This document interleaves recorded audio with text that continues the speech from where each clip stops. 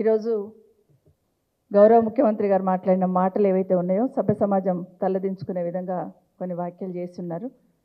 ఈరోజు స్వతంత్రం సాధించిన రోజు అందరం కూడా అదే మూడ్లో ఉన్నాం. ఆ మహనీయుల త్యాగాలన్నీ కూడా నెమరు వేసుకుంటూ ఉదయం నుండి కార్యక్రమాలు చేసుకుంటూ వచ్చున్నాం. పిల్లలకన్నీ నీతులు చెప్పుకుంటూ ప్రతి స్కూల్లో చెప్తూ వచ్చిన సందర్భంలో ఒక్కసారి టీవీ ముందు కూర్చొని చూస్తూ ఉంటే ఈ రాష్ట్రానికి ఈ రాష్ట్ర ప్రజలకు ప్రతినిధిగా ఉన్న గౌరవ ముఖ్యమంత్రి గారు మాట్లాడిన మాటలు చూస్తూ ఉంటే అంటే అందరు కూడా తలంచుకునేటట్టు ఈరోజు చూసిన సందర్భం చూస్తున్నాం. ఒకటి నాకు ఏమర్థమైందంటే ఈరోజు ముఖ్యమంత్రి గారు మాటలు విన్న తర్వాత సీతారామ ప్రాజెక్ట్ క్రెడిట్ ఎవరిదంటే ఎవరని పోటీ పడడానికి వాళ్ళ మంత్రులు ఏ విధంగా కొబ్బరికాయలు కొట్టిండ్రు పోయింది అనేది రాజశేఖర రెడ్డి గారు చెప్పున్నారు. నిజంగానే సీతారామ ప్రాజెక్ట్ని 8 నెలల్లో పూర్తి చేయగల సత్తా ఈ ప్రభుత్వానికి ఉండి ఉంటే పాలమూరు రంగారెడ్డిని ఎందుకు గాలికి వదిలేసిన ముఖ్యమంత్రి గారు అని అడుగుతా ఉన్నాను.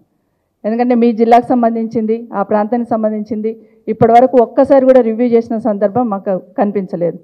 రెండవది మాట్లాడుతున్న సందర్భంలో ప్రతిసారి హరీష్ రావు గారు వచ్చి ఏదో అమరవీరుల స్తూపం దగ్గర ముక్కు నేలకు రాయాలని మాట్లాడి ఉన్నారు.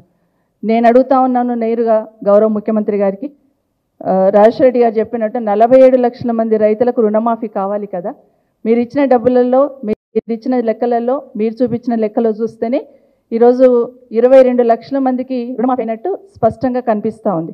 మరి మిగతా బ్యాలెన్స్ రైతులకి రుణమాఫీ కానందుకు మీరు ముక్కు నేలకు రాయాలా అమరవీరుల స్తూపం దగ్గర అనేది మిమ్మల్ని మీరే ప్రశ్నించుకోండి అని కోరుతా ఉన్నాను. ఎందుకంటే ఇదంతా కూడా రేపు జనాలు ఇప్పటి వరకు వెయిట్ చేసి ఉన్నారు. 2 లక్షల రుణమాఫీ వస్తుంది, ఇంకా మాది రుణమాఫీ అవుతుందనే నమ్మకం విశ్వాసంతో ఇప్పటివరకు ఎదురు చూస్తూ ఉన్నారు.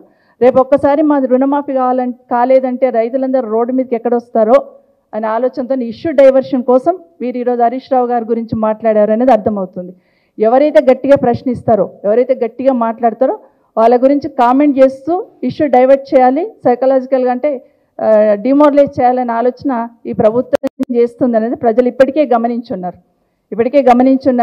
మీరు ఎన్ని రకాలుగా మమ్మల్ని కార్నర్ చేస్తున్నా, ఎన్ని రకాలుగా బీఆర్ఎస్ పార్టీకి సంబంధించిన ఎమ్మెల్యేలను కానీ గౌరవ కేసీఆర్ కానీ ఎన్ని కామెంట్స్ చేసినా కూడా ప్రజల పక్షాన ప్రశ్నిస్తూనే ఉంటాం.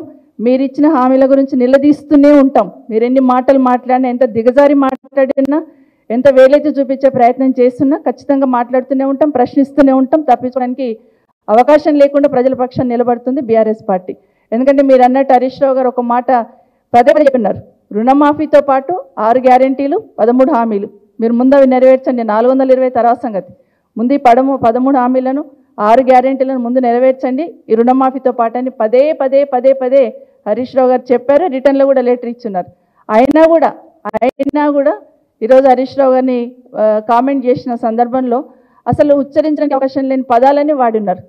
అంటే రాజకీయాలలో అందాలు పనికొస్తాయి, అందం ఎందుకు పనికొస్తుంది? పని చేసి నమ్మకం విశ్వాసాన్ని చురగొనాలి. కానీ పక్కన ఉన్న వాళ్ళందరూ చూస్తూ ఉంటే పక్క రాష్ట్రాలు ఈరోజు గొప్ప చెప్పుకున్నారు, మేమేదో చాలా గొప్ప చేసినాం రుణమాఫీ అని. కానీ మీ మాటలు చూస్తే పక్క రాష్ట్రాల్లో నలుగురు తలంచుకొని తెలంగాణ రాష్ట్రంలో మాట్లాడిన ముఖ్యమంత్రి గారు మాట్లాడిన మాటలు వినొద్దనే లెవెల్లో ఈరోజు మీరు మాట్లాడున్నారు. చాలా అంటే చాలా ప్రజలందరూ కూడా ఈరోజు తెలంగాణ రాష్ట్ర ప్రజలు కూడా అనుకుంటున్నారు మా ప్రతినిధి ఇదే మాట్లాడే మాటలు అసలు సమయం సందర్భం లేకుండా ఏ విధంగా డైవర్ట్ చేస్తారనడానికి ఇది పక్క నిదర్శనం అని తెలియజేసుకుంటూ, ఎందుకంటే 8 నెలలు అవుతుంది ప్రతి మీటింగ్లో చూస్తున్నాం, ప్రతి మంత్రులను చూస్తున్నాం, మన రాష్ట్ర ముఖ్యమంత్రి గారిని చూస్తున్నాం. కేసీఆర్ గారు, కేటీఆర్ గారు, హరీష్ రావు గారు వీళ్ళ ముగ్గురు మాటలు లేకపోతే, పేర్లు లేకపోతే అసలు ఆ రోజే గడవదు అన్నట్టు ప్రతి ఒక్కదానికి అవసరం ఉన్నా లేకున్నా వీళ్ళ ముగ్గురు పేరు తీసుకోవాలి, చావమనాలి. అసలు ఏంటో అర్థమైతే లేదు. ఒక ముఖ్యమంత్రి హోదాలో ఉన్న వాళ్ళు మాట్లాడే మాటలని ఒకసారి మిమ్మల్ని మీరు ఆత్మవిమర్శ చేసుకోండి. ముఖ్యమంత్రి గారు, ఈ రాష్ట్రానికి ముఖ్యమంత్రి మీరు, ఒక పార్టీకి కాదు. ఈ రాష్ట్ర ప్రజలకు ప్రతినిధిగా ఉన్నారు. ఈ రాష్ట్ర ప్రజలందరూ కూడా అబ్జర్వ్ చేస్తూ ఉంటారు మా ముఖ్యమంత్రి గౌరవప్రదంగా మాట్లాడాలని. కానీ ఈరోజు మీరు మాట్లాడుతున్న మాటని మీరు ఆత్మవిమర్శన చేసుకోవాలని కోరుతా ఉన్నాను. ఖచ్చితంగా ప్రభుత్వాన్ని మా పార్టీ తరఫున ఖచ్చితంగా నిలదీస్తూనే ఉంటాం. అన్నీ అమలయ్యేంత వరకు ప్రజల పక్షాన్ని ప్రశ్నిస్తూనే ఉంటాం.